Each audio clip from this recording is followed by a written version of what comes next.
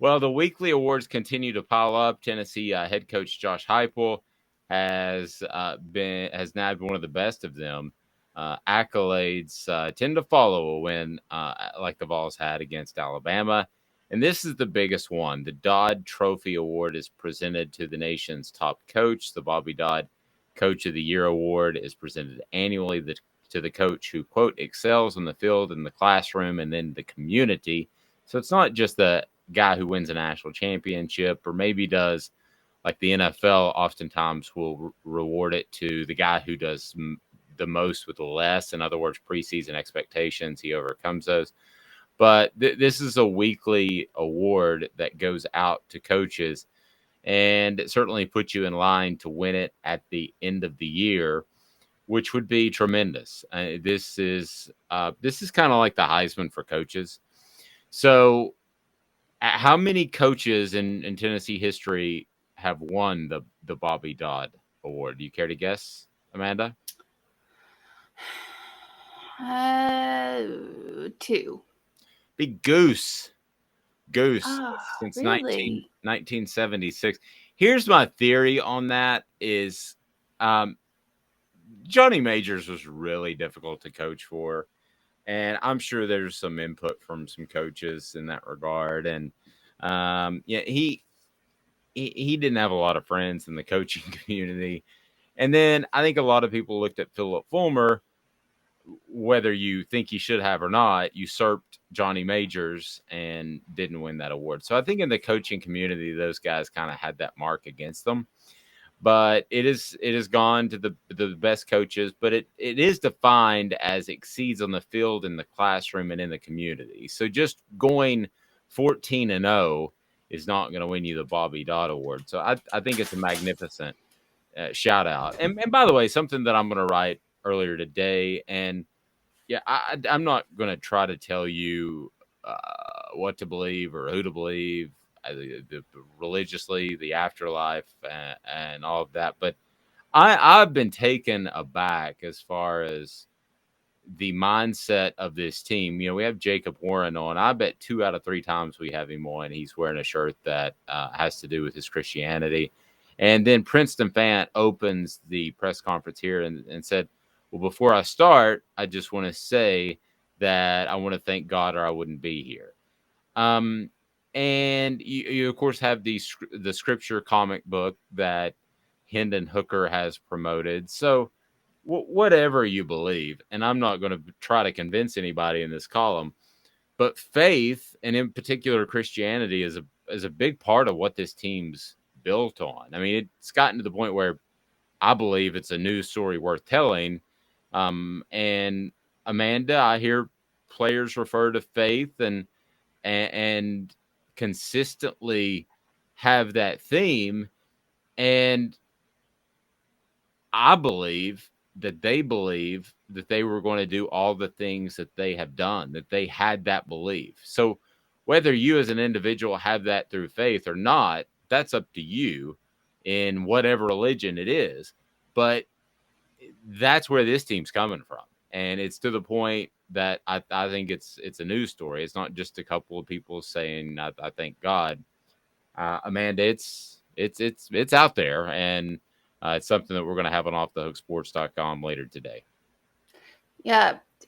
You, regardless of, and I've gone down a big path and figuring out like your brain and all of this stuff, but regardless of what you believe in, the fact that you have a team that believes in something more than themselves. I know I've said that before, but also there is, scientific evidence that if you tell yourself multiple, like one thing, you can actually make it happen. Like you can make it happen. And this team, I think, has done this, and they've come together. They have, they have a united faith, and that's.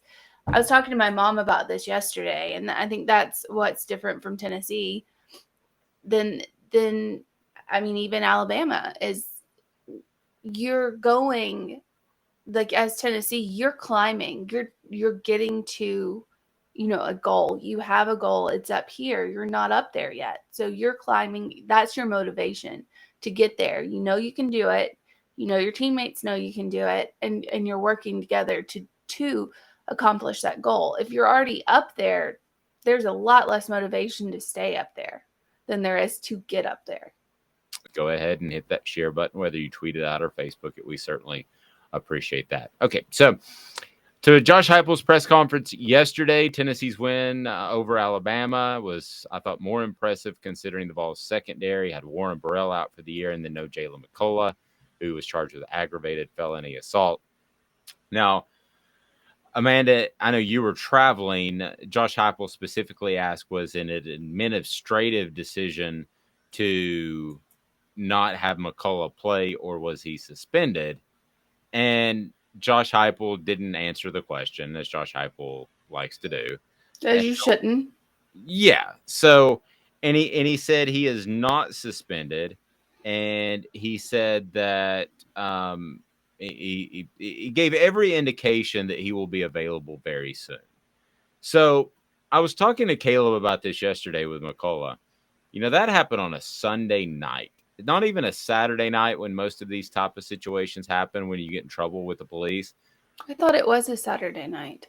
No, it was like a Sunday afternoon. So he was actually arrested. The guy had been drinking all day that came into his house. So so the big gray areas, we don't know what happens. But what it tells me is that this coaching staff and Josh Heupel, they believe in Jalen McCullough's version of the story. It tells me he'll be available soon. And he actually used the words that said it was not a suspension, but he didn't play.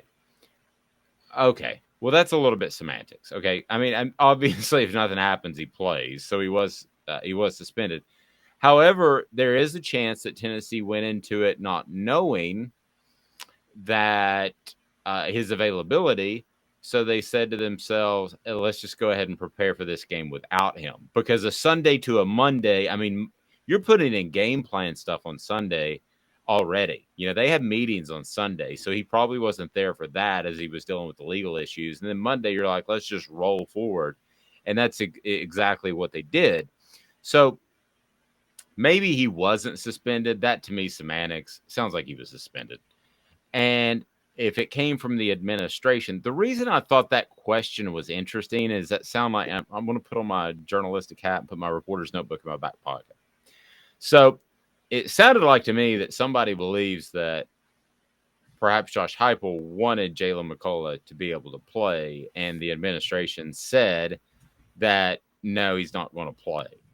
Now, that can be a touchy subject with coaches and is worth watching. I'm not saying it's going to be anything, but there's a reason Brian Kelly left Notre Dame. It's because you don't have any say in admission. You don't have any say in discipline.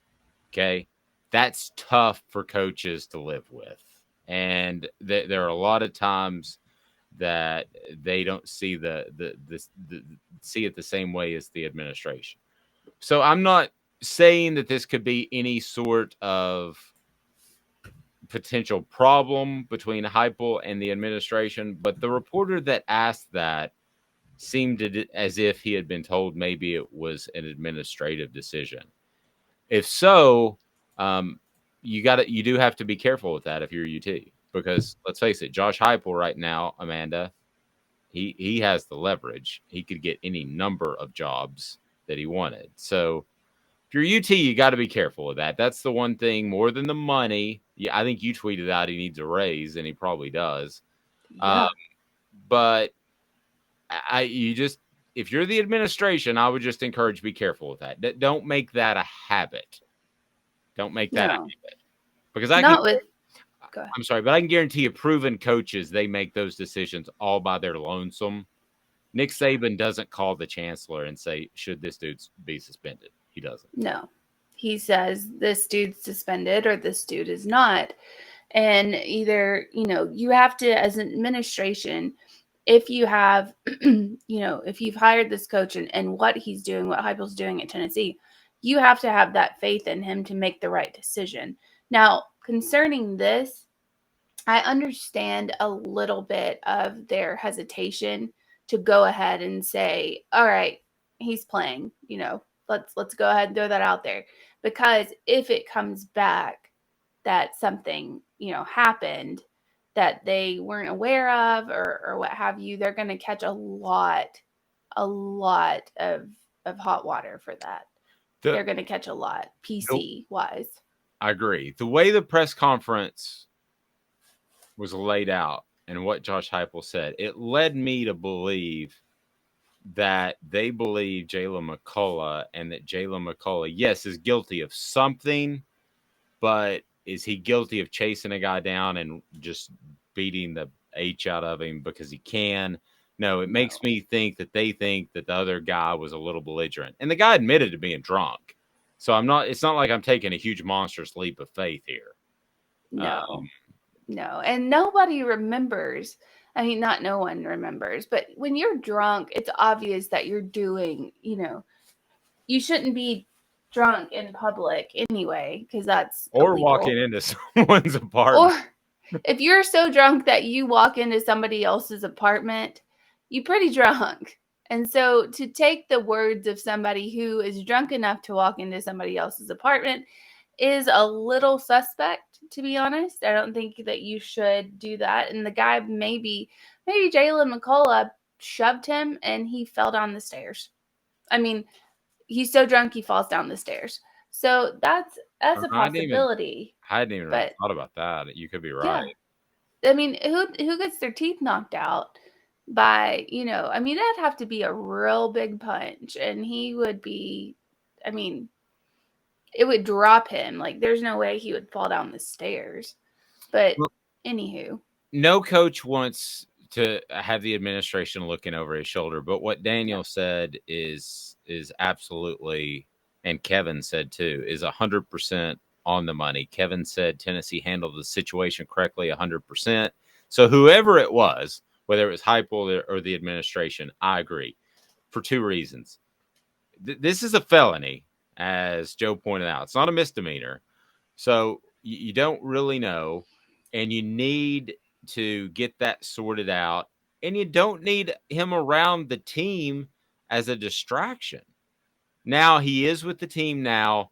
Again, Josh Heupel wasn't specific if he was with the team last week, but I'm sure he wasn't a part of game planning. Maybe he was around, but I don't think that he was a big part of it. So anyway, I think in the end it was handled correctly. Just watch and see if there's any possible crevice one day where somebody gets upset. That's why Kevin O'Neal left, to sound really old.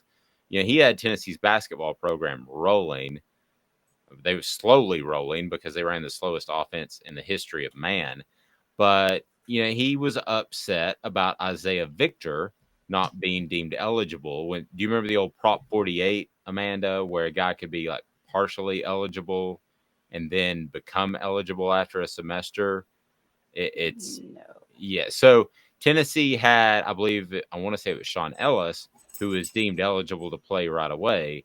And in turn, they put Isaiah Victor on Prop 48. So Kevin O'Neal up and said, hey, you're controlling my program. You wouldn't have done the same if it were a football player. Boom, bango, like middle of the night, I'm out. It was just like Lane Kiffin without social media, and it wasn't football. So Daniel said definitely bad optics to let him play. He'll probably be cleared, but you don't want to step in the middle of that as a university. I agree. PC. Keep it PC. That's what if they had let him play, if they had said, okay, no, you're good, then there would have been so much. I mean, honestly, there's so much hell to pay for that. And keeping him out for one game, as I think that no one should be guilty. It shouldn't be guilty till found innocent. You're innocent until found guilty. I understand the optics here. Keeping it out for one game. And then also maybe it wasn't settled until Wednesday. And like you said, the game plan was already set. So changing that up just to get bad publicity wasn't necessarily worth it. Here's the other thing, too, that sounds mean. I don't think there's one defensive back that is particularly great that you suddenly drop a level I mean, I don't You know. don't take that hit if you don't have to. I That's mean, for sure. if it's Hendon Hooker, we're probably having a way different conversation right now. Yeah. So, as far as Hendon Hooker, no felony there. He received the Manning Award Star of the Week and the Davy O'Brien Great 8 honors just 3 weeks after earning recognition from both awards following the Florida game. Man, he is just absolutely blown out of the water when it comes to awards. So, congratulations for him. And then 3 players win SEC Weekly Awards. SEC Offensive Player of the Week Award. Guess who that goes to? He's still running. Jalen Hyatt, 5 Yeah. touchdowns. Senior tackle Darnell Wright took home the SEC Co-Offensive Lineman of the Week. I thought it was a horrible move to move him from left tackle to right tackle in the offseason. I'm dead wrong because Gerald Mincey and Jeremiah Crawford have done a fantastic job on the left side. And I think Darnell Wright is more of a road grader type that you would play on the right side. So kudos to Tennessee. I mean, it's really hard to find anything wrong with any of the coaching decisions they made. And somebody brought up the point they'd kicked 2 players off for off-field issues, and they had. So, and lastly, after engraving his name in the Tennessee record books and garnering national attention, Hyatt also was named the Walter Camp National Offensive Player of the Week. It's really difficult to win this if you're not a quarterback. Yeah, and I believe, Hyatt and Hendon Hooker, I think they both got charged with felonies on Saturday, if I'm not mistaken. But that's just been attempted murder of Alabama's defense. So It's pretty well. It's pretty good. It's thanks. pretty good. You're getting quite quippy like that. Hey. So maybe that's a lack of sleep because you've been It is. traveling across the country. It is.